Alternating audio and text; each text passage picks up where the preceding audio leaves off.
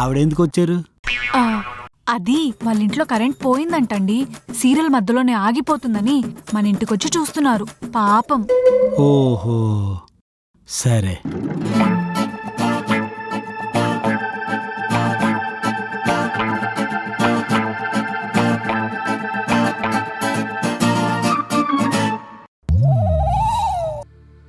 అదేంటి కమల్ గారు, మీరెప్పుడొచ్చారు?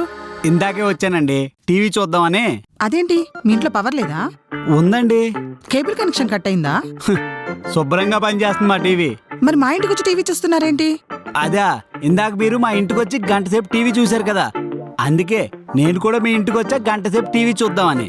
సమానత్వం. నేనేదో మా ఇంట్లో టీవీ బాలేక మీ ఇంటికి టీవీ చూడటానికి వస్తే అంత మాత్రాన సమానత్వం పేరుతో మీ ఇంట్లో టీవీ బాగున్నా సరే మా ఇంటికి టీవీ చూడటానికి వచ్చేస్తారా? ఇదేం పద్ధతిగా లేదు కమల్ గారు. పద్ధతిగా లేకపోయినా పర్లేదండి, సమానంగా ఉంటే చాలు.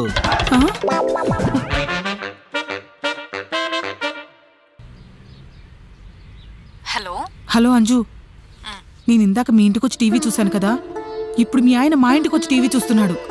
అదేంటి అని అడిగితే సమానత్వం అంటున్నాడు.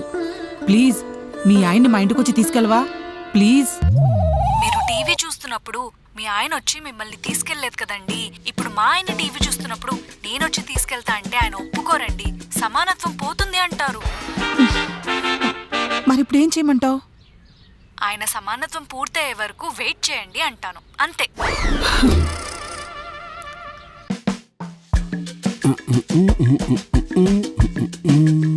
కమల్ గారు, అంటే మా ఆయన వచ్చే టైం అయింది. ఆయన ఇంటికి వచ్చే టైంకి మీరు నేను మాత్రమే ఇక్కడ ఇంట్లో ఉన్నామంటే ఆయన తప్పుగా అర్థం చేసుకుంటారు. ఆయనకి అసలే అనుమానం ఎక్కువ. అదెలా కుదురుతుంది? ఇప్పుడు మీ ఆయన వచ్చి నన్ను డిస్టర్బ్ చేస్తాడా? ఇందాక మీరు మా ఇంట్లో టీవీ చూసినప్పుడు మిమ్మల్ని ఎవరు డిస్టర్బ్ చేయలే కదా, అలాగే నేను టీవీ చూసినప్పుడు కూడా ఎవరు డిస్టర్బ్ చేయకూడదు. సమానత్వం.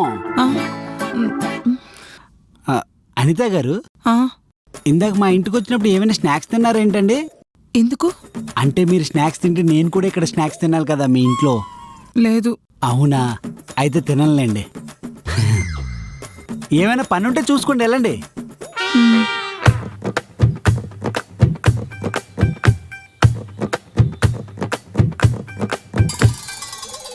అనిత గారు, గంట అయిపోయిందండి, నేను వెళ్తాను. ఇదిగో టీవీ చూస్తే చూసుకోండి, లేదంటే ఆపేసుకోండి. వెళ్ళిపోండి వెళ్ళిపోండి. సరే.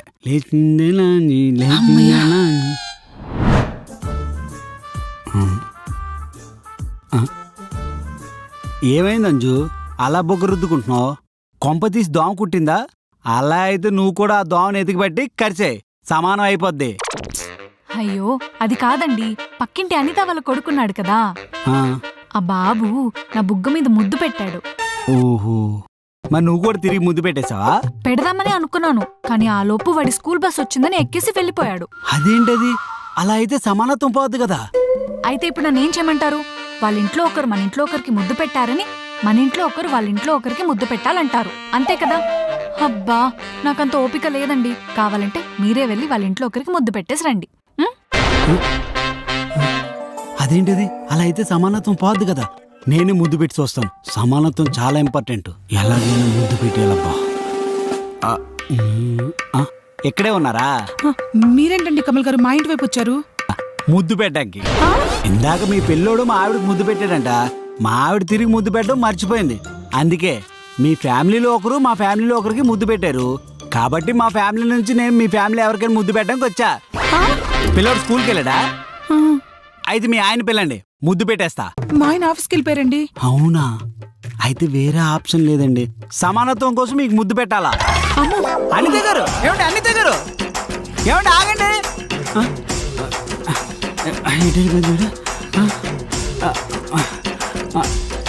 ఒరే సీను, 201 అనిత గారు కనిపించారా? లేదు సార్.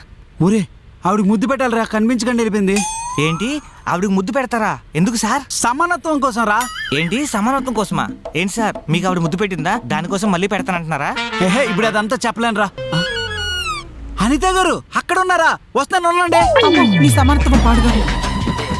ఏమండి ఆగండి, సమానత్వం పోతే ఆగండి, నాకు దొరకండి ప్లీజ్ అండి. ఏమండి అంజు నువ్వు ముద్దు పెట్టంజు. నేను మీకెందుకు ముద్దు పెడతాను? ప్లీజ్ అంజు, ఇప్పుడు నువ్వు ముద్దు పెట్టకపోతే మీ ఆయన వచ్చి ముద్దు పెట్టేస్తాడు. Please Anju, please. మా ఆయన మీకెందుకు ముద్దు పెడతాడు? అమ్మో, ఇప్పుడు ఇదంతా నీకు ఎక్స్ప్లెయిన్ చేయలేను. ప్లీజ్ అంజు, నాకు ముద్దు పెట్టు. ఇంకెప్పుడు మీ ఇంటి వైపు కూడా రాను. ప్లీజ్. చివరికి నా ఇంటికే వచ్చావు అనిత. అనిత ఓ అనిత, నీకు పెండింగ్ ఉన్న ముద్దు పెట్టేస్తా. అనిత ఓ అనిత.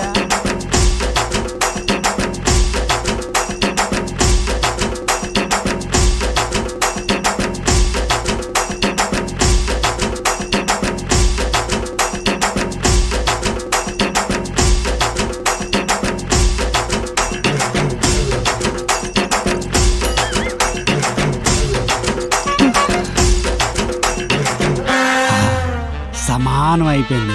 నేను 12 నెలలు కష్టపడితే 12 లక్షలు సంపాదిస్తున్నా. అలా 30% గవర్నమెంట్కి ఇస్తున్నా అంటే సంవత్సరంలో 4 నెలలు నేను గవర్నమెంట్ కోసం పని చేస్తున్నా. అది నా బాధ.